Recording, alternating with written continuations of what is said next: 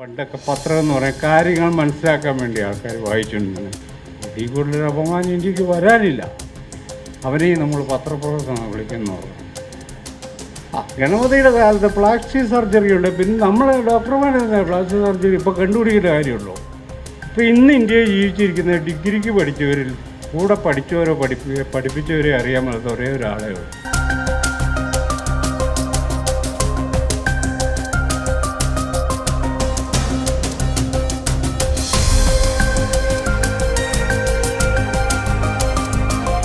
BRP ഭാസ്കറെ Keralam അറിയുന്നത് അദ്ദേഹം അന്താരാഷ്ട്ര നിലവാരത്തിൽ തന്നെ ഉണ്ടായിരുന്ന അതിപ്രഗത്ഭനും പ്രശസ്തനുമായ പത്രപ്രവർത്തകനായിരുന്നു. എന്നാൽ കേരളം അദ്ദേഹത്തെ പത്രപ്രവർത്തന മേഖലയിലല്ലാതുള്ള കേരളീയ സമൂഹം അദ്ദേഹത്തെ മനസ്സിലാക്കുന്നത് സവിശേഷ രൂപത്തിലുള്ള സവിശേഷ ഉള്ളടക്കമുള്ള ഒരു മനുഷ്യാവകാശ പ്രവർത്തകനായിട്ടാണ് മലയാളി സമൂഹം BRP ഭാസ്കറിനെ മനസ്സിലാക്കിയിട്ടുള്ളത്.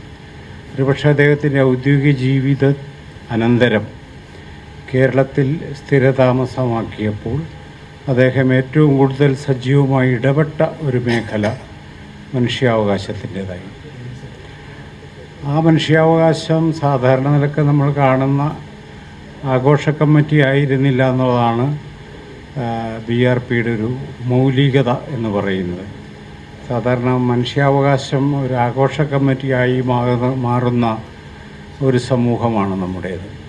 കാരണം ഇടപെടുന്ന മനുഷ്യരുടെ ഏറ്റവും വലിയ സുരക്ഷിതത്വമുള്ളൊരു കലാപരിപാടിയാണ് മനുഷ്യാവകാശ പ്രസ്ഥാനം എന്ന് പറയുന്നത്. കേരളത്തിൽ പുറത്ത് മനുഷ്യാവകാശ പ്രസ്ഥാനത്തിൻ്റെ പ്രവർത്തകർ വെടിയേറ്റ് മരിക്കുമ്പോൾ കേരളത്തിൽ പിന്നെയും നമുക്ക് വെറുതെ ജീവിക്കുവാനും പിന്നെയും മനുഷ്യാവകാശത്തിൽ ഇടപെടുവാനും പിന്നെയും നമുക്ക് സുരക്ഷിതമായി ജീവിക്കാനും പറ്റും എന്നതാണ് കേരളത്തിലെ മനുഷ്യാവകാശ പ്രവർത്തകരുടെ ഒരു പ്രത്യേകത. എന്നാൽ BRP ഭാസ്കർ അങ്ങനെയായിരുന്നില്ല. അദ്ദേഹം ഏറ്റവും അപകടകരമെന്ന് സമൂഹം വിചാരിക്കുന്ന ഇടങ്ങളിലേക്കാണ് മനുഷ്യൻ്റെ മൗലികമായ അവകാശങ്ങൾ സംരക്ഷിക്കണമെന്നാവശ്യപ്പെട്ടുകൊണ്ട് ആ ദുർബല ശരീരവുമായി എന്നാൽ വളരെ തികഞ്ഞ ആത്മവിശ്വാസത്തോടെയും ധൈര്യത്തോടെയും തല ഉയർത്തി അദ്ദേഹം മനുഷ്യാവകാശ പോരാളിയായി കേരളത്തിൻ്റെ ഇടങ്ങളിലേക്ക് ഇറങ്ങി വന്നു. ഒരു സന്ദർഭം മാത്രം പറയാം. അദ്ദേഹം DHRM എന്ന് പറയുന്നൊരു സംഘടന ഇവിടെ ഉണ്ടായിരുന്നു. ഇപ്പോഴും ഉണ്ട് ആ സംഘടന, പക്ഷെ അന്ന് അതിൻ്റെ പീക്ക് ഘട്ടമാണ്. വർക്കലയിലൊരു കൊലപാതകം നടക്കുന്നു. അതിൻ്റെ മേൽ വലിയ ഹിംസയാണ് പിന്നെ അരങ്ങേറുന്നത്. കൊലപാതകം ആര് നടത്തിയതെന്നത് നമുക്കറിയില്ല. നടത്തിയവരെ തീർച്ചയായും ശിക്ഷിക്കുകയും വേണം. പക്ഷെ അവിടെ കോളനികളിൽ കയറിയിറങ്ങി പോലീസ് അതിഭീകരമായ താണ്ഡവമാടുമ്പോൾ ഒരു വസ്തുതാന്വേഷണ കമ്മീഷനെ ഫോം ചെയ്യുന്നതിന് വേണ്ടി കേരളത്തിൽ വലിയ പരിശ്രമങ്ങൾ നടക്കുമ്പോൾ അതിനെ ധൈര്യമായി ഏറ്റെടുത്ത തലമുതിർന്ന മനുഷ്യാവകാശ പ്രവർത്തകനാണ് BRP.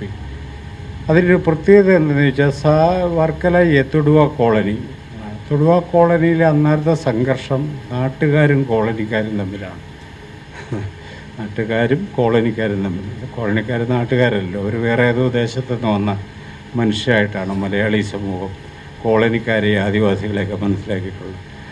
അപ്പോൾ അവരുമായിട്ടാണ് സംഘർഷം. പോലീസ് സ്വാഭാവികമായിട്ടും നാട്ടുകാരുടെ കൂടെ നിൽക്കണമല്ലോ പോലീസ്, അങ്ങനെയാണല്ലോ അതിൻ്റെ ഒരു ക്രമം. ആ സമയത്ത് ഈ കുറിയ മനുഷ്യൻ തൊടുവയിൽ ചെന്നിറങ്ങാൻ ധൈര്യം കാണിക്കുന്നു. മനുഷ്യാവകാശത്തിൻ്റെ ഒരു പാഠമായിട്ട് അത് ജീവിതത്തിൽ ഉൾക്കൊണ്ട ഒരാളാണ് ഞാൻ. അതായിരുന്നു അദ്ദേഹത്തിൻ്റെ ഒരു പ്രത്യേകത. പത്രപ്രവർത്തനത്തെ മാറിയ കാലത്തെ മാധ്യമ പ്രവർത്തനം എന്നുള്ളതാണ് ഞാൻ പറയേണ്ട ഒരു വിഷയം. വളരെ കുറച്ച് സമയമുള്ളൂ. വളരെ പ്രമുഖരായ മനുഷ്യരാണ് ഇവിടെ ഇരിക്കുന്നത്. അപ്പോൾ അവരോട് ഒക്കെ ഞാനൊരു വലിയ വിശദീകരണം നടത്താണ്. എല്ലാവരും കാര്യങ്ങളൊക്കെ അറിയുന്നവരാണ്, കേൾക്കുന്നവരും. മാറിയ കാലത്തെ മാധ്യമ പ്രവർത്തനം എന്നുള്ള ഈ BRP അദ്ദേഹത്തിൻ്റെ ആത്മകഥയെന്ന് പറഞ്ഞ് അത് പുസ്തകം വായിക്കുന്നവർക്കറിയാം. അത് എന്തുകൊണ്ട് ഞാനൊരു ആത്മകഥ എഴുതാത്തത് എന്നതാണ് ആദ്യം DRP വിശദീകരിക്കുന്നത്. എനിക്ക് അങ്ങനെ എഴുതാൻ മാത്രമൊരു ജീവിതമൊന്നും എനിക്കില്ലെന്നാണ്. അത് കേവലമായൊരു കാപട്യമോ വിനയമോ അല്ല, സ്വന്തം ജീവിതത്തെക്കുറിച്ചുള്ള ഉറച്ചൊരു ധാരണയാണ്. ഞാൻ വലിയ മഹാനായ മനുഷ്യനൊന്നും അല്ലെന്ന്. അത് പറയാൻ വലിയ ബുദ്ധിമുട്ടാണ്. നമ്മളത് മനസ്സിലാക്കണം. നമ്മളെല്ലാം വിചാരിക്കുക നമ്മളെന്തോ വലിയ അത്ഭുത ജന്തുക്കളാണെന്നാണ് വിചാരിക്കുന്നത്. DRP നമ്മളോട് പറഞ്ഞു എൻ്റെ ജീവിതം അങ്ങനെ പറയാൻ മാത്രമൊന്നും ഇല്ലെന്നാണ്. അവിടെ നിന്നാണ് തുടങ്ങുന്നത്. എന്തുകൊണ്ടല്ല എന്നും വിശദീകരിക്കുന്നുണ്ട്. എൻ്റെ ജീവിതം ഒരു മാതൃകയല്ല എന്ന് എന്തുകൊണ്ടല്ല അതും വിശദീകരിച്ചിട്ടാണ്. ഏറ്റവും അവസാനം സുഹൃത്തുക്കളൊക്കെ പറഞ്ഞു അങ്ങനെയല്ല, താങ്കളുടെ അനുഭവങ്ങൾ പറയുകയാണെങ്കിൽ പത്രപ്രവർത്തകർക്ക് എന്തെങ്കിലും ഗുണം കിട്ടിയല്ലേ എന്ന് ചോദിക്കുമ്പോൾ പുള്ളി ആലോചിക്കുന്നു. അദ്ദേഹം പറയുന്നൊരു കാര്യം, എന്നെ ഗുരുവായിട്ടൊക്കെ കാണുന്നവരുണ്ട് പത്രപ്രവർത്തന മേഖലയിൽ. അന്ന് അവർക്ക് എന്തെങ്കിലും ഉപകാരം കിട്ടുവാണോ കിട്ടിക്കോട്ടെ എന്ന് ചോദിച്ചാൽ ഞാൻ എഴുതാൻ തുടങ്ങിയത്. അപ്പോൾ അതിലൂടെ നമ്മൾ കടന്നു വരുമ്പോൾ അദ്ദേഹത്തിൻ്റെ ജീവിതമല്ല ഇതിൽ വിരിയുന്നത്, മറിച്ച് പത്രപ്രവർത്തനത്തെ സംബന്ധിച്ച അനുഭവ മണ്ഡലമാണ് ഇതിൽ വിരിയുന്നത്. അതൊരു ആത്മകഥയല്ല, സാധാരണ സോക്കോൾഡ് ആത്മകഥയല്ല. അദ്ദേഹം വിശദീകരിക്കാൻ ശ്രമിക്കുക ഒരു പത്രപ്രവർത്തനം എന്ന നിലയിൽ ലോകത്തെയും മനുഷ്യനെയും മനുഷ്യബന്ധങ്ങളെയും സാമൂഹ്യ ബന്ധങ്ങളെയും സംഭവവികാസങ്ങളെയും ഞാൻ എങ്ങനെയാണ് മനസ്സിലാക്കിയത്, മനുഷ്യരെങ്ങനെയാണ് മനസ്സിലാക്കേണ്ടതെന്നാണ് ഞാൻ കരുതിയത്, അങ്ങനെ മനസ്സിലാകാതെ പോയ സന്ദർഭങ്ങൾ ഏതൊക്കെ, അവിടെ നിറങ്ങിപ്പോരേണ്ടി വന്ന സന്ദർഭങ്ങൾ ഏതൊക്കെ, കൂടെ നിൽക്കേണ്ടി വന്ന സന്ദർഭങ്ങൾ ഏതൊക്കെ എന്നാണ് അദ്ദേഹം ആ പുസ്തകത്തിൽ പല സന്ദർഭങ്ങളെ വെച്ചുകൊണ്ട് വിശദീകരിക്കാൻ ശ്രമിക്കും. അതിൽ അദ്ദേഹം പത്രപ്രവർത്തനത്തിൽ സത്യം, നീതി, ധർമ്മം ഇതല്ലാതെ വേറെന്ത് മൂല്യമാണ് സംരക്ഷിക്കാനുള്ളത് എന്ന് പറയുന്നു. അദ്ദേഹം തന്നെ സ്വയം വെളിപ്പെടുത്തുന്നൊരു കാര്യം, സാങ്കേതികവിദ്യ ഒട്ടും വളരാത്ത കാലത്തെ ഒരു പത്രപ്രവർത്തനമാണ് ഞാൻ എന്ന് പറയുന്നു.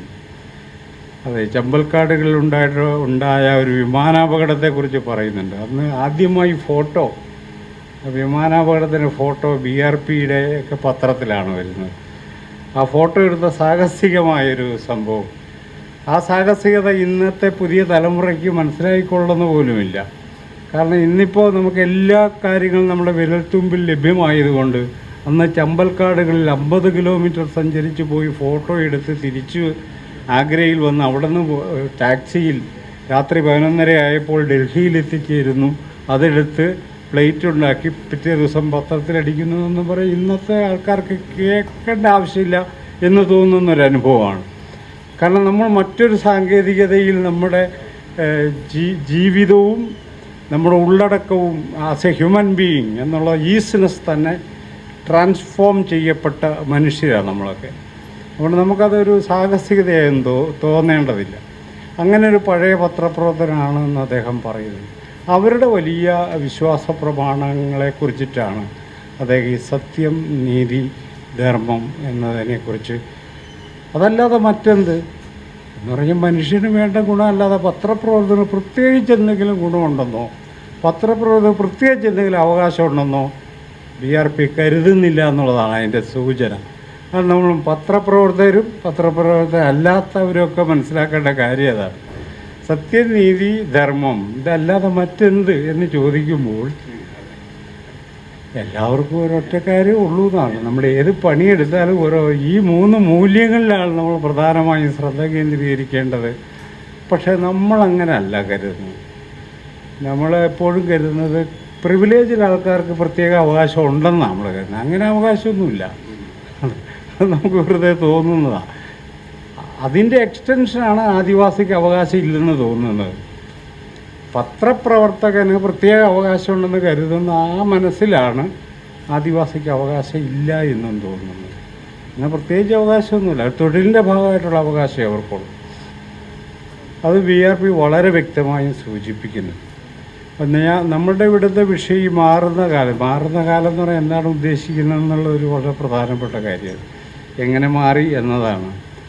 ആദ്യം കൃഷിയിലും പിന്നീട് വ്യവസായത്തിലും ഇപ്പം ഇൻഫർമേഷൻ ടെക്നോളജിയിൽ നിൽക്കുന്ന ലോകത്തിൻ്റെ മാറ്റങ്ങൾ മനുഷ്യൻ്റെ ഉള്ളടക്കത്തെ തന്നെ എങ്ങനെയാണ് മാറ്റി മറിച്ചത് എന്നത് നമ്മൾ ശ്രദ്ധാപൂർവം പലപ്പോഴും ഫോളോ ചെയ്യാറില്ല എന്നുള്ളൊരു കാര്യം. നമ്മൾ പഴയ പോലെ തന്നെ ഇരിക്കുന്നവരാണെന്നും ഭൗതിക ലോകം ഇങ്ങനെ മാറിക്കൊണ്ടിരിക്കുകയാണെന്നാണ് സാധാരണ സോഷ്യോളജിക്കൽ സ്റ്റഡീസിൻ്റെ പ്രധാനപ്പെട്ട ഒരു സംഗതി. മനുഷ്യൻ ഇങ്ങനെ ഇരിക്കുന്നു, അവൻ്റെ ഭൗതിക സാഹചര്യം മാറുന്നതനുസരിച്ച് അവൻ്റെ പെരുമാറ്റത്തിൽ ചില മാറ്റങ്ങളൊക്കെ വരുന്നു.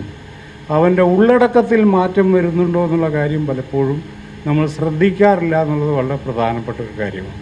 അതുകൊണ്ട് ഈ സത്യമെന്നത് സത്യാനന്തര കാലത്ത്, പോസ്റ്റ് ട്രൂത്തിൻ്റെ കാലത്ത് സത്യം എന്നൊക്കെ പറയുന്നത് തന്നെ തികച്ചും അപകടകരമായ കാര്യമാണ്. അങ്ങനെ ഒരു സത്യമുണ്ടോ എന്നുള്ളതിൽ സംശയം നിലനിൽക്കുന്ന ഒരു സ്ഥലമാണ്. സത്യം എന്തായാലും ഉണ്ടെങ്കിലും ഇല്ലെങ്കിൽ നിർമ്മിതമാണെന്നുള്ള കാര്യത്തിൽ നമുക്ക് ആർക്കും ഇപ്പോൾ തർക്കമൊന്നുമില്ല. നിർമ്മിതമാണ് സത്യം. അപ്പോൾ ഏത് സത്യത്തോടാണ് കൂറ് പുലർത്തേണ്ടത് എന്നുള്ളത് നമ്മുടെ മുന്നിലുള്ള ഒരു വെല്ലുവിളിയാണ്. There is no ultimate reality. Ultimate reality എന്ന് പറഞ്ഞാൽ അങ്ങനെ ഒരു റിയാലിറ്റി ഒന്നുമില്ല. അതൊക്കെ വെറുതെ പറയുന്ന മെറ്റാഫിസിക്സിൻ്റെ ഒരു വാദഗതി മാത്രമാണ്. അൾട്ടിമേറ്റ് റിയാലിറ്റി ഈസ് ദെയർ എന്ന് പറയുന്നത്, ബ്രഹ്മം ഈസ് ദെയർ എന്ന് പറയുന്നത് പോലെ അൾട്ടിമേറ്റ് റിയാലിറ്റി അങ്ങനെയൊന്നുമില്ല. പിന്നെ ധർമ്മം എന്ന് പറയുന്നത്, ധമ്മം എന്ന് ബുദ്ധമതത്തിൽ പറഞ്ഞ ധർമ്മം എന്ന് നമ്മൾ സാധാരണ മലയാളത്തിൽ പറയുന്ന ഈ ധർമ്മം എന്നാൽ മതധർമ്മം മാത്രമാണെന്ന് വിചാരിക്കുന്ന ഒരു സമൂഹത്തിലേക്ക് നമ്മൾ ടോട്ടലി പരിവർത്തനപ്പെട്ട് കഴിഞ്ഞു. ഇന്ന് മനുഷ്യധർമ്മം എന്താണെന്ന് ചോദിച്ചാൽ അങ്ങനെ ധർമ്മമൊന്നുമില്ല. എൻ്റെ ധർമ്മം എൻ്റെ മതധർമ്മമാണെന്ന് ഞാൻ ഓരോരുത്തരും അങ്ങനെ വിചാരിക്കുന്നൊരു കാലത്തേക്ക് നമ്മൾ പരിവർത്തനപ്പെട്ടിരിക്കുകയാണ്. തികച്ചും അപകടകരമായൊരു സംഗതിയാണ്. മനുഷ്യധർമ്മം എന്ന് പറയുന്ന ഒരു സംഗതി ഇല്ലായിരിക്കുകയും അത് മതധർമ്മമായോ ജാതിധർമ്മമായോ ഗോത്രധർമ്മമായോ ചുരുങ്ങുകയും പിളരുകയും ചെയ്ത ഒരു കാലത്തെ മനുഷ്യരാണ് നമ്മൾ എന്നത് വളരെ പ്രധാനപ്പെട്ടതായി നമ്മൾ തിരിച്ചറിയണം. അപ്പോൾ ഏത് ധർമ്മത്തോടാണ് കൂറ്? ഹിന്ദു ധർമ്മത്തോടാണ്, ക്രൈസ്തവ ധർമ്മത്തോടാണ്, ഇസ്ലാം ധർമ്മത്തോടാണോ എന്ന ചോദ്യത്തിലേക്ക് അത് പെട്ടെന്ന് ട്രാൻസ്ലേറ്റ് ചെയ്യപ്പെടുക. അതല്ലാതെ മനുഷ്യധർമ്മം എന്ന് പറയുന്നൊരു സംഗതിയിലേക്കല്ല, അതിലേക്ക് വികസിക്കുകയല്ല ചെയ്യുന്നത്. നീതി, എല്ലാവരും നീതിമാന്മാർ ഒത്തിരിയുള്ള സ്ഥലത്താണ് നമ്മൾ ജീവിക്കുന്നത്. ഇത്രയും നീതിമാന്മാരുടെ ആവശ്യമില്ല ഒരു സമൂഹത്തിൽ. പക്ഷേ നമ്മൾ ഒത്തിരി നീതിമാന്മാരിങ്ങനെ തള്ളിക്കയറി നിൽക്കുകയാണ്. അത്രയും നീതിമാന്മാരുടെ കൊണ്ട് പൊറുതി മുട്ടിയൊരു ലോകമാണ് നമ്മുടെ. ബട്ട് ഇവരാരും what you mean by justice എന്ന് ചോദിച്ചാൽ ഉത്തരയില്ലാത്തവരാണ്. അതാണ് അതിൻ്റെ കാര്യം. നമ്മൾ പഠിക്കേണ്ട മൂന്ന് വാക്കിൽ അടങ്ങിയിരിക്കുന്ന ചതികളെ കൃത്യമായി തിരിച്ചറിയാതെ ഞാൻ നീതിക്ക് വേണ്ടി നിൽക്കുന്നു, ഞാൻ സത്യത്തിന് വേണ്ടി നിൽക്കുന്നു എന്നൊക്കെ പറഞ്ഞ് ശുദ്ധ അസംബന്ധമായ ഒരു കാലത്താണ് നമ്മളിരിക്കുന്നത്. നമ്മൾ അറിയണം. അതുകൊണ്ട് ഈ മാറിയ കാലമെന്ന് പറയുന്നത് നമ്മൾ മനസ്സിലാക്കേണ്ടത് മനുഷ്യബന്ധങ്ങൾ മനുഷ്യൻ്റെ ഉള്ളടക്കത്തെയും മാറ്റിമറിക്കുകയും പത്രപ്രവർത്തന മേഖല ക്വാളിറ്റേറ്റീവ്ലി അത് മാറിമറിയുകയും ചെയ്തിട്ടുണ്ട്. ഇൻഫർമേഷൻ്റെ കാലഘട്ടത്തിൽ എന്ന് പറഞ്ഞാൽ ഏറ്റവും പുതിയ കാലഘട്ടത്തിൽ ഇന്ന് ഫാക്ടറിയല്ല ഫാക്ടറി ഉൽപ്പാദനമല്ല, വ്യവസായ ഉൽപ്പാദനമല്ല ലോകത്തെ നിർണ്ണയിക്കുന്നത്. നമ്മളെല്ലാവരും സമ്മതിച്ചിട്ടുണ്ട്, ഇൻഫർമേഷനാണ്. പക്ഷേ ഈ ഇൻഫർമേഷൻ എങ്ങനെയാണ് ക്വാളിറ്റേറ്റീവ്ലി നമ്മളുടെ ജീവിതത്തെ, നമ്മുടെ മനുഷ്യനെന്ന് പറയുന്നൊരു സത്തയെ എങ്ങനെയാണ് മാറ്റിമറിച്ചത് എന്നൊരു ചോദ്യമുണ്ട്. എല്ലാ മേഖലകളെയും ഇത് മാറ്റിമറിച്ചിട്ട് സ്വാഭാവികമായും പത്രപ്രവർത്തന മേഖലയെയും മാറ്റിമറിച്ചിട്ടുണ്ട്. ഈ ഇൻഫർമേഷൻ എന്ന് പറയുന്നൊരു കാര്യം. ഇന്ന് പത്രപ്രവർത്തനം എന്ന് പറയുന്നത് ഈ മനുഷ്യർ കാര്യങ്ങൾ അറിയാൻ വേണ്ടി വായിക്കുന്ന ഒരു സംഗതിയാണ്. പണ്ടൊക്കെ പത്രം എന്ന് പറയാൻ കാര്യങ്ങൾ മനസ്സിലാക്കാൻ വേണ്ടി ആൾക്കാർ വായിച്ചുകൊണ്ടിരുന്നത്. ഇന്ന് ആൾക്കാർ കാര്യങ്ങൾ മനസ്സിലാക്കാനാണോ പത്രം വായിക്കുന്നത്? നിങ്ങൾക്ക് അങ്ങനെ തോന്നില്ല? എനിക്കെന്തായാലും അങ്ങനെ തോന്നില്ല. കാര്യങ്ങൾ മനസ്സിലാക്കാനല്ല. പത്രം ഇറക്കുന്നവനോ അങ്ങനെ ആരെങ്കിലും എന്തെങ്കിലും മനസ്സിലാക്കിക്കാൻ ഉദ്ദേശിച്ചല്ല പത്രം ഇറക്കുന്നത്. പത്രം ഒരു പുതിയ ട്രൂത്തിനെ നിർമ്മിച്ച് നമ്മുടെ കയ്യിലേക്ക് തരികയും ചെയ്യും. ആ ട്രൂത്തിന് വേണ്ടിയുള്ള വളരെ വലിയ പ്രൊപ്പഗണ്ട മെഷീനാണ് പത്രമെന്ന് പറഞ്ഞത്. പത്രപ്രവർത്തകർക്ക് അതുകൊണ്ട് ഈ പ്രൊപ്പഗണ്ടയുടെ ആൾക്കാരായിരിക്കുക എന്നുള്ളതല്ലാതെ സത്യം, സ്വാതന്ത്ര്യം, നീതി എന്നൊന്നും പറയുന്ന ഇത്തരം ഇടപാടൊന്നും ഇവിടെ നടക്കില്ല. പത്രപ്രവർത്തകർ മൗലികമായി പ്രൊപ്പഗണ്ട വക്താക്കളായി മാറ്റപ്പെട്ടില്ല. അതുകൊണ്ടാണ് മലയാളത്തിലെ ഒരു ചാനലൊരു ഒരു റിപ്പോർട്ടർ എന്തോ ഒരു ആചാരം നടക്കുക ഒരു തോട്ടിൽ, ഒരാറ്റിൽ, കാലടിയിലാണെന്ന് തോന്നുന്നു. പുള്ളി ഏറ്റവും അവസാനം പറഞ്ഞ് ശരണമയ്യപ്പൊക്കെ പറഞ്ഞു പുള്ളി ഇതിങ്ങ് മുങ്ങുക, പുള്ളി തന്നെ അങ്ങ് മുങ്ങുക. ഈ ക്യാമറയുടെ ഇതുമാതിരി പൊങ്ങി നിൽക്കുക. നമ്മളെല്ലാം കണ്ട ഞാൻ ശ്രദ്ധിച്ചൊരു സംഭവം, ഇവരൊന്നും എങ്ങനെയാണ് മുങ്ങിപ്പോകുന്നത്? അവനെയും നമ്മൾ പത്രപ്രവർത്തനം വിളിക്കുന്നു പറഞ്ഞു. അവനെങ്ങനെ മുങ്ങിപ്പോകുന്നു? അവനെന്താണ് ആ മുങ്ങലിലൂടെ അവൻ സമൂഹത്തിലേക്ക് കൊടുക്കുന്നത്?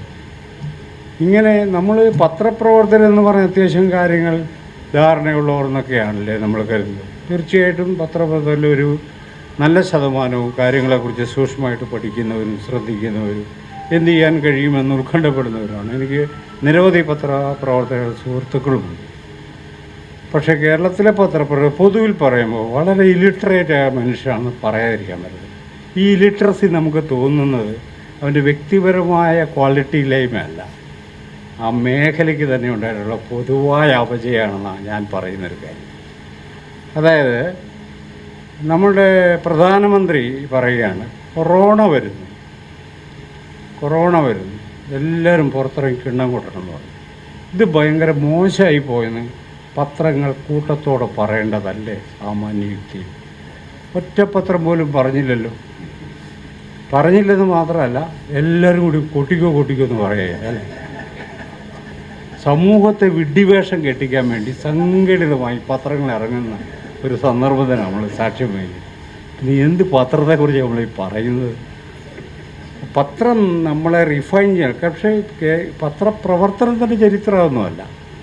സമൂഹത്തെ യുണൈറ്റ് ചെയ്യുന്നതിൽ, പുതിയൊരാശയത്തിലേക്ക് നയിക്കുന്നതിൽ, അവരെ നല്ല മനുഷ്യരാക്കുന്നതിലൊക്കെ വളരെ വലിയ പങ്കുവഹിച്ച ഒരു സംഗതിയാണ് പത്രപ്രവർത്തനം. അത് ചെറിയ മാസിക മുതൽ ലിറ്റിൽ മാഗസിൻ്റെ ചരിത്രം വരെ എഴുതപ്പെട്ട ഒരു ഭാഷയാണ് മലയാളം. ലിറ്റിൽ മാഗസിൻ്റെ ചരിത്രമുണ്ട്, മലയാളത്തിൽ ഇറങ്ങിയ ലിറ്റിൽ മാഗസിൻ്റെ ചരിത്രം വരെ എഴുതിയിട്ടുണ്ട്. ഒറ്റ പ്രാവശ്യമൊക്കെ എഴുതിയ മാസികകളാണ്, 2 ലക്കം മാത്രം ഇറങ്ങിയത്. ഇതൊക്കെ സമൂഹത്തെ വൻ രീതി സ്വാധീനിച്ചിട്ടുണ്ട്. അപ്പോൾ അത് വെച്ചിട്ട് ഇപ്പോഴത്തെ ഈ പുതിയ കലാപരിപാടി നമുക്ക് അളക്കാൻ പറ്റില്ല എന്നുള്ളതാണ് ഞാൻ പറയുന്ന ഒരു സംഗതി. അത് പോട്ടെ. പിന്നെ ഇന്ത്യയിൽ ഇപ്പോൾ നടക്കുന്ന പത്രപ്രവർത്തന രീതി ഞാൻ നേരത്തെ പറഞ്ഞ് പ്രൊപ്പഗൻഡയാണ് നടക്കുന്നത്. ഇത് ഇൻഫർമേഷൻ അല്ല, നമ്മൾ തെറ്റിദ്ധരിക്കുന്ന ഇൻഫർമേഷൻ അല്ല.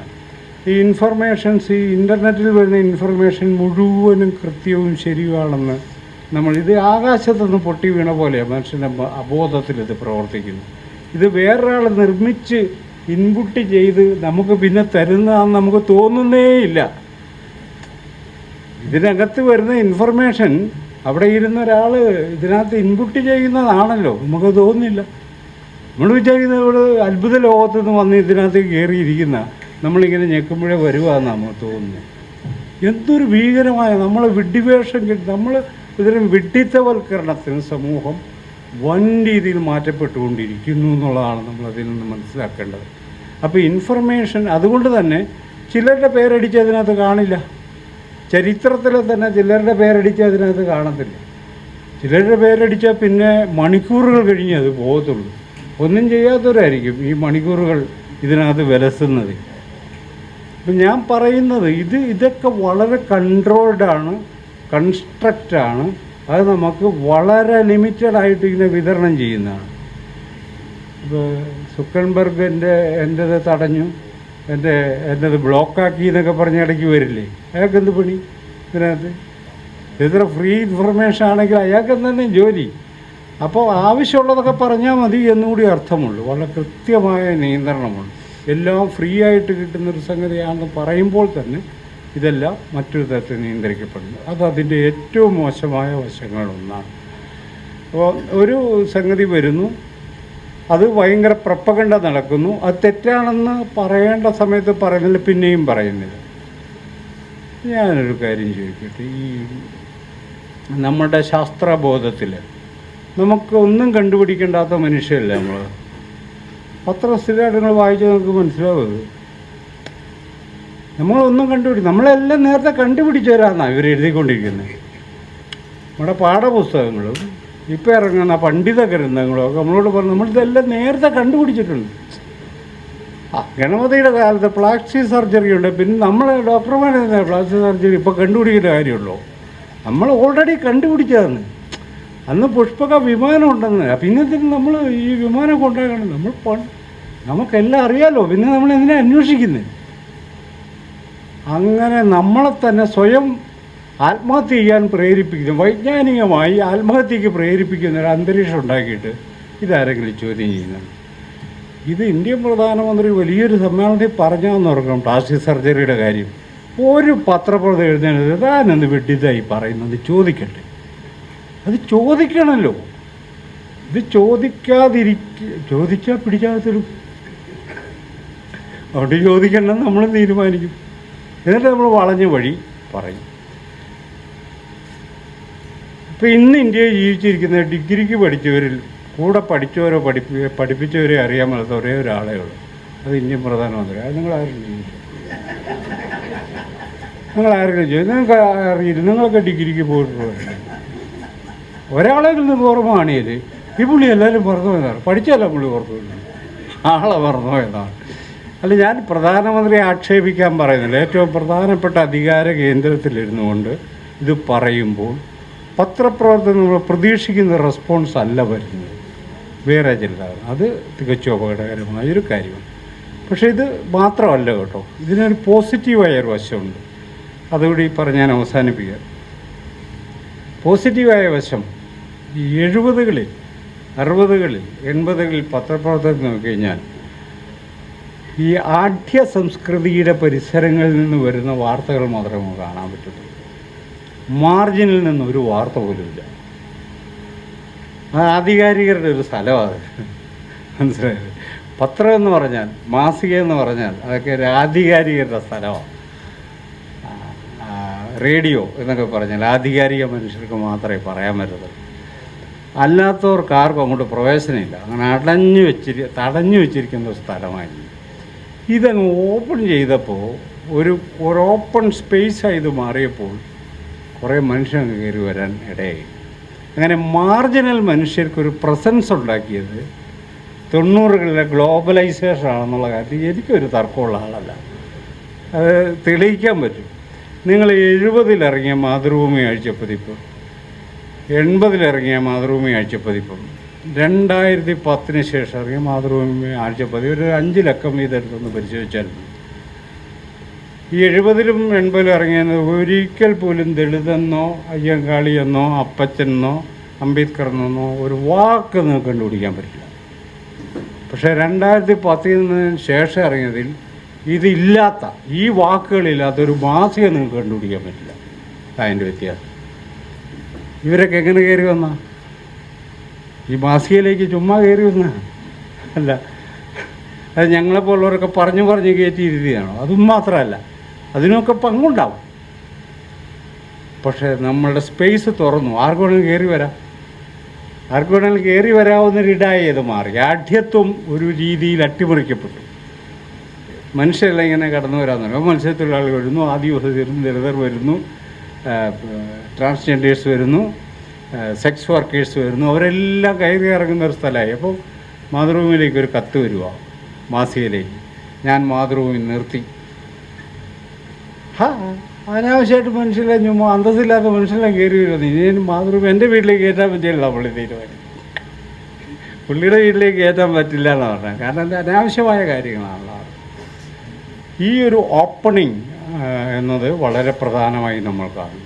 ഈ എഡിറ്റർ ഇല്ലാത്ത ഒരു സ്പേസ് സോഷ്യൽ മീഡിയ തുറന്നു. സോഷ്യൽ മീഡിയയാണ് ഇപ്പോൾ മനുഷ്യർ കൂടുതൽ വിശ്വാസത്തിലെടുക്കുന്നൊരു മീഡിയ കേട്ടോ. പത്രങ്ങളല്ല, പത്രങ്ങളോ മെയിൻ സ്ട്രീം വിഷ്വൽ മീഡിയയോ അല്ല. സോഷ്യൽ മീഡിയയിലെ ചില സ്വകാര്യ യൂട്യൂബ് ചാനലുകളും പ്രൊഫഷണലായ ചില ചാനലുകളും ഒക്കെയാണ് ആൾക്കാരിപ്പോൾ വിശ്വാസമെടുക്കുക. അപ്പോൾ നാഷണലി വളരെ ക്രെഡിബിളായിട്ടുള്ള ആൾക്കാർ എപ്പോഴും ആശ്രയിക്കുന്ന ചില യൂട്യൂബ് ചാനലുകളൊക്കെ ഉണ്ട്. അതിനെക്കുറിച്ചൊക്കെ ഇന്ത്യക്കകത്തെ ചില ഹിന്ദുത്വ രാഷ്ട്രീയത്തോട് യോജിപ്പുള്ളവർ പറഞ്ഞു അവർ വിദേശ പൈസ പറ്റി ഇന്ത്യയെ അപമാനിക്കാൻ വേണ്ടി പടച്ചുവിടുന്ന ന്യൂസാണ്. ഇന്ത്യയെ അപമാനിക്കാൻ വേണ്ടി. ഇതിൽ കൂടുതലൊരു അപമാനം ഇന്ത്യക്ക് വരാനില്ല. അതാണ് നമ്മൾ മനസ്സിലാക്കേണ്ട ഒരു കാര്യം. ഇന്ത്യ അപമാനിക്കാൻ വേണ്ടി കെട്ടിയിറക്കുന്ന കാര്യങ്ങളാണ് ജനാധിപത്യം, സമത്വം എന്നൊക്കെ പറഞ്ഞാൽ വിദേശത്തുനിന്ന് വരുന്ന കള്ളത്തരങ്ങളാണ്. അപ്പോൾ ഞാൻ പറയുന്നൊരു കാര്യം, നമ്മൾ ഈ ഇൻഫർമേഷൻ്റെ ഈ കാലഘട്ടത്തിൽ പത്രപ്രവർത്തനം മൂല്യപരമായി തന്നെ പരിവർത്തനപ്പെട്ടിട്ടുണ്ട് എന്ന് മനസ്സിലാക്കിക്കൊണ്ട് ഈ പത്രപ്രവർത്തന മേഖലയെ നമുക്ക് സമീപിക്കാൻ പറ്റും. അതുകൊണ്ട് പുതിയ അറിവുകൾക്കും വിജ്ഞാനത്തിനും നിലപാടിനും വേണ്ടി പണ്ടൊക്കെ നമ്മൾ പത്രങ്ങളെ ആശ്രയിച്ചിരുന്നെങ്കിൽ ഇപ്പോൾ അങ്ങനെ ആശ്രയിക്കാൻ പറ്റാത്ത സ്ഥിതിയിലേക്ക് കാര്യങ്ങൾ മാറിയിട്ടുണ്ട്.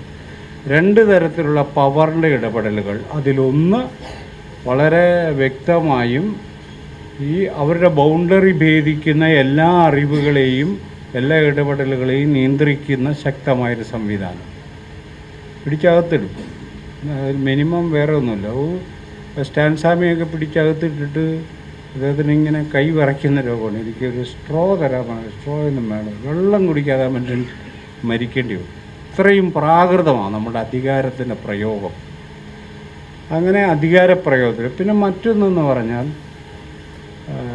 ഇന്ത്യയിൽ തന്നെ ഒരു പ്രധാന പത്രപ്രവർത്തകൻ പറഞ്ഞൊരു കാര്യം, പണ്ടൊക്കെ ഞങ്ങൾ ഈ എല്ലാ മിനിസ്ട്രിയുടെ ഓഫീസിലും വൈകുന്നേരങ്ങളിൽ പോയി ഇൻഫർമേഷൻ കളക്ട് ചെയ്യുമായിരുന്നു. പിറ്റേ ദിവസം വാർത്തയാക്കേണ്ട ഇൻഫർമേഷൻ. BJP അധികാരത്തിൽ വന്നപ്പോൾ അമിത്ഷാ പറഞ്ഞു, മേലാൽ ഒറ്റ ഒരുത്തനെ ഈ പരിസരത്ത് കണ്ടുപോകരുതെന്ന് പറഞ്ഞു. ഞങ്ങൾ തരുന്നത് പ്രസിദ്ധീകരിച്ചാൽ യുദ്ധകാല വാർത്തകൾ പോലെയാണ്. യുദ്ധകാല വാർത്ത അങ്ങനെയല്ല. യുദ്ധകാല വാർത്തകൾ വിശ്വസിക്കരുത്, നുണയാണ്, ഫുള്ള് നുണയാണ്, ഒരു സംശയമില്ലാത്ത കാര്യം. അതങ്ങനെയാണ്. അത് രാഷ്ട്രത്തിൻ്റെ ഒരു സംരക്ഷണാർത്ഥം നുണ പറയാൻ, ഔദ്യോഗികമായി നുണ പറയാം ആണ് അതിൻ്റെ കാര്യം. അല്ല, മിനിഞ്ഞാന്നൊരു വാർത്ത പുറത്ത് വന്നില്ലേ, ഇന്ത്യയുടെ ഒരു ചെറിയൊരു ബുള്ളറ്റ് പോലും നഷ്ടപ്പെട്ടിട്ടില്ല. വെടി കൊണ്ടിട്ട് പിന്നെ ബുള്ളറ്റ് തിരിച്ച് നമ്മുടെ കയ്യിലേക്ക് വന്ന പോലെയാണ് ഇന്ത്യക്കാർ വർത്താനം പറഞ്ഞിട്ടുണ്ട്. ഇപ്പോൾ പറയണത് 6 അവർ വെടിവെച്ച്. 6 പക്ഷേ എന്തോ കുറച്ച് പോയിട്ടുണ്ട്. എന്തായാലും ഇപ്പോൾ സമ്മതിക്കുക കുറേ നാൾ കഴിഞ്ഞപ്പോൾ. ഇതിങ്ങനെ നുണ പറയുമവർ. യുദ്ധകാലത്ത് വാർത്ത അങ്ങനെയാണ്. പക്ഷേ നമ്മുടേത് 12 മാസം യുദ്ധമാണെന്നുള്ളതാണ് നമ്മൾ അറിയേണ്ട കാര്യം. എപ്പോഴും വ്യാജ വാർത്തകൾ എന്ന് വിളിക്കാവുന്ന തരത്തിൽ വസ്തുതയായിട്ട് ബന്ധമില്ലാത്ത കാര്യങ്ങളിങ്ങനെ വന്നുകൊണ്ടിരിക്കും. അതിനെ ഭേദിക്കുന്നവരെല്ലാം ദേശദ്രോഹികളും കുറ്റവാളികളുമായി മാറ്റപ്പെടുകയും തുറുങ്കിലടയ്ക്കുകയും ചെയ്യപ്പെടുന്നൊരു സ്ഥിതിവിശേഷമാണുള്ളത്. രണ്ടാമതൊരു കാര്യം, ഇത് കോർപ്പറേറ്റ് താല്പര്യങ്ങളാണ്. മീഡിയ മുഴുവനും ഒരു കാശ് കൊടുത്ത് മേടിച്ച് കഴിഞ്ഞാൽ പിന്നെ മീഡിയയിലെ പ്രവർത്തകരെന്ത് ചെയ്യും? കേരളത്തിലൊരു പ്രമുഖ ചാനൽ വളരെ പെട്ടെന്നാണ് മാറുന്നത്. സോഷ്യലിസം പറഞ്ഞ് തീരുന്നതിന് മുമ്പ് വേറൊരു സിദ്ധാന്തം പറയുക. അത് തീരുന്നില്ല, അതിന് മുമ്പേ പറയും. കാരണം മുതലാളി പെട്ടെന്ന് മാറിയായിരുന്നെന്ന്. ഞാൻ സോഷ്യലിസത്തിൻ്റെ കാര്യം പറഞ്ഞ് തീരുന്നതിന് മുമ്പ് ചാനൽ വേറെ ആൾ മേടിച്ചുകൊണ്ട് പോയെന്ന്. ഈ പുള്ളിക്ക് ഇഷ്ടമുള്ള കാര്യം എനിക്ക് പറയാൻ പറ്റുള്ളൂ എന്നാണ് ഈ പറയുന്നത്. അതുപോലെ തികച്ചും ആക്രമണമാണ് നടക്കുന്നത്. അതുകൊണ്ട് നമ്മൾ ഈ സോഷ്യൽ മീഡിയയിലുള്ള ഇടപെടലുകളെ കൂടുതൽ ക്വാളിറ്റേറ്റീവാക്കി മാറ്റുക എന്നുള്ളത് വേണമെങ്കിൽ നമുക്ക് പരീക്ഷിക്കാവുന്നൊരു കാര്യമാണ് മാറിയ സാഹചര്യത്തിൽ. പക്ഷേ അവിടെയും അപകടം പതിയിരിക്കുന്ന ഈ സോഷ്യൽ മീഡിയ ഉപയോഗിച്ചാണ് ഇന്ത്യയിൽ ഏറ്റവും കൂടുതൽ കലാപവും ഉണ്ടായിക്കൊണ്ടിരിക്കുന്നത്. അത് നമ്മൾ കാണുന്നു. അപ്പോൾ വിവേചന ബുദ്ധിയില്ലാത്ത മനുഷ്യൻ്റെ കയ്യിലേക്ക് ഇത് കൈ കിട്ടിയാൽ അവനത് നശിപ്പിക്കുമെന്നുള്ളതിൻ്റെ തെളിവാണ് ഇപ്പോൾ നടന്നു വരുന്നൊരു കാര്യം. പണ്ട് പേജർ കേരളത്തിൽ ഇറങ്ങിയപ്പോൾ, പേജർ ആദ്യത്തെ സംഭവം നമ്മളെവിടെയുണ്ടെന്ന് ലൊക്കേറ്റ് ചെയ്യാനാണ്. അത് കേരളത്തിൽ ഏറ്റവും കൂടുതൽ ഉപയോഗിക്കപ്പെട്ടത് പെൺവാണിഭത്തിന് വേണ്ടിയാണെന്നാണ് പിന്നീട് വന്നൊരു വാർത്ത. കാരണം ഒരു കാര്യം ഇങ്ങനെ ഇറങ്ങുമ്പോൾ തന്നെ അതിൻ്റെ മറു സൈഡിന് സാധ്യത എപ്പോഴും ഈ മോഷ്ടാക്കളുടെ ഒരു പ്രത്യേകത ഗുണം എന്നാണെന്നറിയാം. അവന് സാധനം കണ്ട അവിടെ നിന്ന് മോഷ്ടിക്കാനുള്ള സാധ്യത അവനെ ഒറ്റ നോളത്തിൽ പിടികിട്ടും എന്നുള്ളതാണ് എന്ന് പറയുന്നവരൊരു കള്ളത്തരം ഈ മലയാളി സമൂഹത്തിനുണ്ട്. ഒരു സംഭവം കാണുമ്പോൾ അവൻ്റെ പെട്ടെന്ന് അതിൽ നടത്താവുന്ന മാനിപ്പുലേഷനെ സംബന്ധിച്ചൊരു ഇമാജിനേഷൻ അവൻ ഉണ്ടാക്കിയെടുക്കും. അപ്പോൾ നമ്മൾ യഥാർത്ഥത്തിൽ സോഷ്യൽ മീഡിയ കാര്യമായി ഉപയോഗിക്കാത്തൊരു സമൂഹമാണ് നമ്മുടേത്. യൂറോപ്പിലൊക്കെ വളരെ വലിയ മാസ് മൂവ്മെൻറ്റിന് സാക്ഷ്യം വഹിച്ചത്, അതിനെ ഓർഗനൈസ് ചെയ്തത് ഇപ്പം സോഷ്യൽ മീഡിയയിലൂടെ. കേരളത്തിൽ അങ്ങനെയൊന്നും നടന്നിട്ടില്ല. കേരളത്തിൽ നടന്നായിരുന്നു ഒരു വസന്ത എന്നൊക്കെ പറഞ്ഞിട്ട് ഇവിടെ ഇടതുപക്ഷത്തിന് മുൻകൈയിൽ സെക്രട്ടേറിയറ്റിൽ 2 ദിവസം കഴിഞ്ഞ് ഫോൺ ചാർജ് ചെയ്യാൻ പറ്റുന്നില്ല, എല്ലാവരും തിരിച്ചുപോയി. അവിടെ ഫോൺ വെച്ചിട്ട് 10,000 കൂടി രാഷ്ട്രത്തിനെതിരെ യുദ്ധം ചെയ്യുമ്പോൾ ഇവിടെ വന്നവർക്ക് ഫോൺ ചാർജ് ചെയ്യാൻ പറ്റുന്നില്ലെന്ന് പറഞ്ഞ് തിരിച്ച് വീട്ടിൽ പോയി ആ സമരം മുന്നോട്ട് പോകുമ്പോൾ ഈ പറയും മുതലാളി മാറി എന്ന് പറഞ്ഞാൽ പെട്ടെന്ന് സമരം നിർത്തി കേട്ടോ എന്ന് പറഞ്ഞിട്ട് എല്ലാവരും പിരിഞ്ഞു പോവുക. ഇതിപ്പോൾ ഞാൻ ഇടതുപക്ഷം മോശമാണെന്നൊന്നും പറയാൻ പറയും, ഇത് സത്യമാണ്. നമ്മളെ നേരിട്ട് കാണുന്നതാണ്. പിന്നെ നമ്മൾ കണ്ടില്ലെന്ന് എന്തിനാണ് നടിക്കുന്നത്? ഇത് പറയുമ്പോഴല്ലേ നമ്മൾ നല്ല മനുഷ്യരാവുന്നത്, ഇത് പറയാതിരിക്കുമ്പോഴാണോ? അതുകൊണ്ട് അത് പറയണമെന്ന് തന്നെയാണ് BRPയെ പോലുള്ള പത്രപ്രവർത്തകർ നമ്മളെ പഠിപ്പിച്ച്. മാറിയ കാലത്തെ മനസ്സിലാക്കി നമ്മുടെ പത്രപ്രവർത്തകർ ക്വാളിറ്റിയൊന്നും ഇൻഡിവിജ്വൽ പത്രപ്രവർത്തകർ മാറ്റിയെടുക്കാനൊന്നും പറ്റിയല്ല. അവരതിന് ബലിയാടാവണമെന്ന് ഞാൻ പറയില്ല. പക്ഷെ ചെയ്യുന്ന പണി ഇതാണ് എന്ന കാര്യം എല്ലാവരും അറിഞ്ഞിരിക്കുക. ഞങ്ങളെന്തോ വിപ്ലവം ചെയ്യുന്നതെന്ന് വെറുതെ നമ്മൾ വാശി പിടിക്കേണ്ടതില്ല. ആ ഒരു കാലമാണ് കഴിഞ്ഞിരിക്കുന്നത്. പുതിയ ഒരു മനുഷ്യ ദർശനത്തിനും മനുഷ്യ ഇടപെടലിനും മനുഷ്യബന്ധത്തിനും വേണ്ടിയുള്ള ഒരു പരിശ്രമമാണ് നമ്മൾ നടത്തേണ്ടത് എന്ന ഓർമ്മയാണ് BRPയെ ഓർമ്മിക്കുന്ന ഈ ദിവസം എനിക്ക് നിങ്ങളുമായി പങ്കുവയ്ക്കാനുള്ളത്. എല്ലാവർക്കും നന്ദി, നമസ്കാരം. Thank you.